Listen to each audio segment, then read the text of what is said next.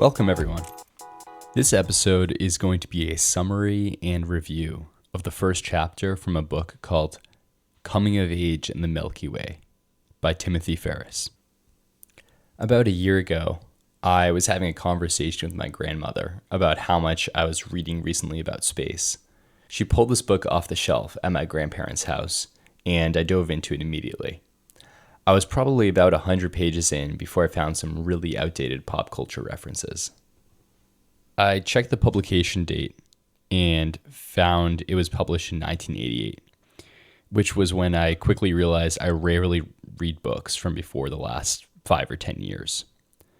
Now, nonfiction books being published decades prior only matters if the information within them has been updated or expanded upon, which does happen sometimes in science. There were definitely a few points in the later chapters of the book where I noticed things that could use an update, such as slight differences in estimates for the age of the Earth or the age of the universe. However, I maintain that the first chapter is really well written, where it clearly and in a very engaging way lays out the history of early astronomy, which is no longer changing. This is, of course, a chapter to be taken within the larger context of a full book, but I find the work of early astronomers and scientists fascinating. I think this chapter hits the most important parts, so even if you never pick up the book, I think we can all learn something fun from this episode. This chapter introduces us to the early world of astronomers and their conceptions of how our galaxy and universe work. The basic movements of some objects in our galaxy were straightforward enough for low technology researchers of the time to understand. We did not even need telescopes to measure locations and track paths of the sun, moon, and brightest stars in our night sky. For some examples, ancient astronomers knew the moon took 28 days to revolve around the Earth.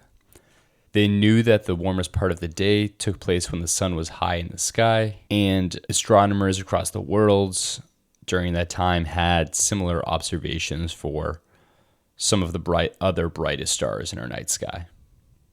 However, there were also some things that they were clearly pretty confused about. Ancient astronomers saw objects moving side to side at night, then disappearing during the day. Some of them thought that the stars traveled underneath the Earth by a river during the day and then crossed the sky again the following night. Many academics, including Plato and his student Aristotle, pictured objects moving around using a set of celestial spheres, which caused the sun, moon, and stars to revolve around the Earth. Specifically, they thought this because they thought the Earth naturally stayed in one place while everything else moved around it. As a result, most of those academics spent their time trying to get objects to fit within this celestial sphere theory. The first really famous of these theories came from Jocks, whose theory had 27 spheres surrounding the Earth.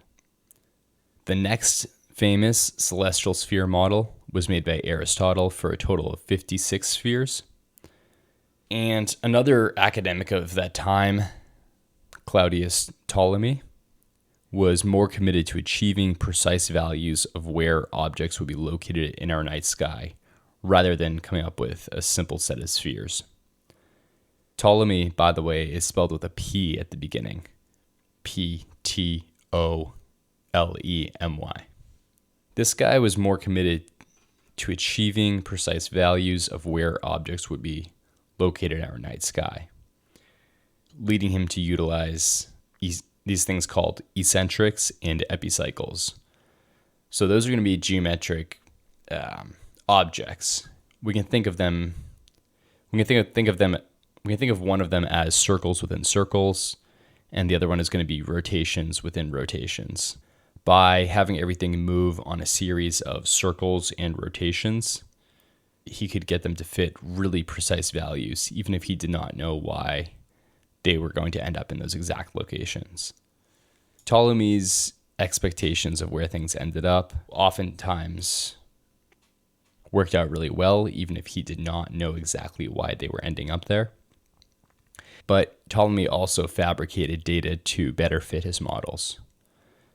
And back in that age, checking historical data of where planets and stars were was much more challenging than it is today. So Ptolemy mostly got away with this at the time and became famous, even if he was later on made fun of in other centuries. Part of the reason celestial sphere theory became so popular was because the moon and the sun clearly move across our sky in predictable and repeatable. It's because the moon and the sun clearly move across our sky in predictable and repeatable patterns. And also because the ancient Greeks loved their spheres. As the centuries went on, a few issues popped up, causing some problems in this theory. First of all, most stars and planets would not only move side to side, but also up and down, seemingly at random. Something was happening called a retrograde, which is when a planet seemingly moves backwards and up and down in comparison with its normal route. For example, a planet that's slightly further out than the Earth, Mars, usually looks like it's moving west across our sky from an observer's point of view on Earth. However, when the planets get really close to each other in their orbits, Mars appears to move east for a little bit, and then it goes back to continuing to look like it's moving west across our sky as usual. If you have access to the internet right now, I would encourage you all to Google an image of this briefly, because I could spend a long time trying to explain retrograde, but it's using a picture, it makes a lot more sense. As we know now, Ptolemy's theory was not the correct model of how the universe worked because, of course, the Earth does not stand exactly still with a bunch of spheres moving around it. Occasionally, things fell out of line with Ptolemy's predictions, and that is when he started fabricating data. Near the end of this chapter, the author explains Ptolemy's view that the models had so many exceptions that they probably do not represent the, quote, actual machinery of the universe, end quote, but he thought they rather represented a series of observations. Specifically, Ptolemy said that the, quote, complexities of the model simply reflected those found in the sky, end quote.